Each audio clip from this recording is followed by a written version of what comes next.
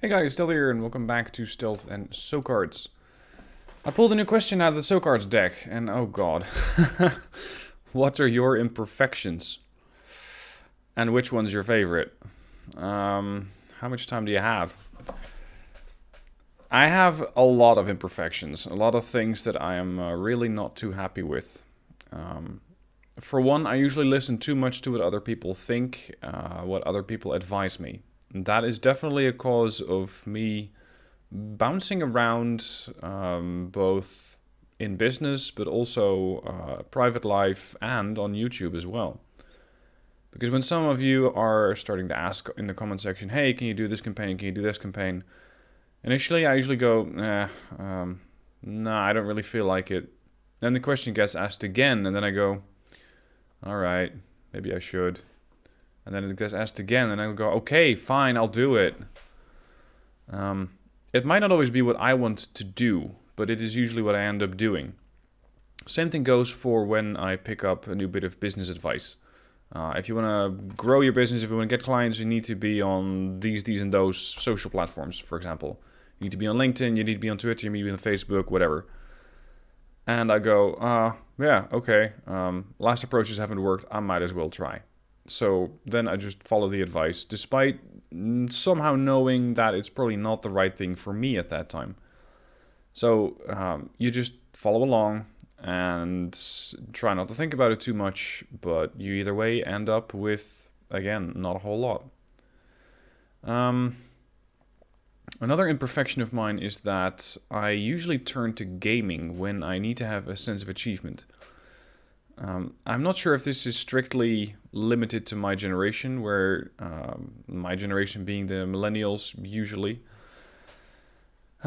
It's not so much, I think, a generational issue, although my generation was probably the first one to grow up with it. This constant sense of achievement, of I need to increase my score, I need to get more stars, whatever, starts out early, and you generally don't get this in life. You generally don't get this quick rewards, this feeling of achievement. Because I can put up a post on LinkedIn about psychology, for example, business psychology, and I have. And you keep checking, what does it do, what does it do, what does it do? You keep checking with your, well, at least YouTube is slightly easier. If I put up a video there, I can usually quickly see the numbers go up. And that gives you a sense of achievement. But of course it's a false sense of achievement, because it's just numbers on a screen.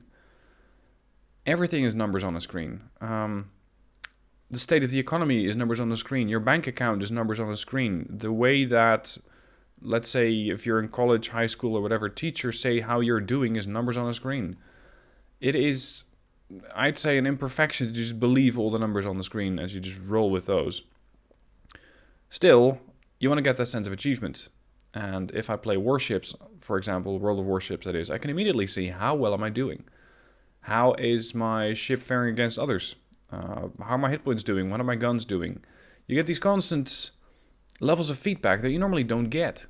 And it can be quite addictive. In the sense that I think it's called the dopamine loop, where you try something and then you get feedback, and either it's good or negative, but at least you get feedback. So you get this small reward loop, and it just keeps going, and you become the hamster in the wheel. Another imperfection that I have is that I always question things. And I think that makes me, maybe unfit is too large a word, but it definitely makes me more difficult to fit into organizations. In April, I worked at a company for a whole month. I have been self-employed for virtually always. I have my own company. I try to find my own clients, do my own business, stuff like that. But in April, I had a job at a company which was building accounting software. So it's automation software for accountants. So they have to do less of the manual stuff, no more manual invoicing, no more manual typing over receipts, stuff like that. And I had a temporary position there at customer support, just answering tickets. And somebody always checked my replies before I sent those out. This was their normal procedure, so the rookies could get feedback on how they were doing, which I think is a good thing. I mean, If you play somebody over there who has a completely different sense of how to do things, then it might not work out. So my answers were being checked, and at various points I got the feedback saying, hey, the entirety of the message is good, but at the top of the message I want to see, thank you for your message. And I was like, what the hell? Thank you for your message? I am customer support. If something went wrong elsewhere, so if somebody from sales didn't explain the process properly, if somebody from a customer success didn't actually explain how to use a particular button, for example, that's when they end up with me. I don't want to be doing customer support. So I am not at all happy receiving their message. And I said, why do you do this the way that you do? Why is it that you always have this one line, thank you for your message? Because, come on. We don't feel it, we're not genuine about it, and customers, if they get that message, come on. No. So I asked that to my supervisor, and he said, yeah, let me ask around.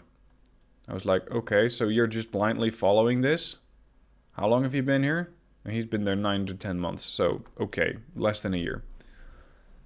He then went to his, let's say, higher ranking person, and they went to their higher ranking person. We're all sitting at the same table. There's just 6 of us, so it's just a small organization for customer support. And the guy who'd been there the longest was there 3 years, and he was sort of the customer support supervisor, if you will. And again, the question was asked, why do we write this line? Thank you for your message.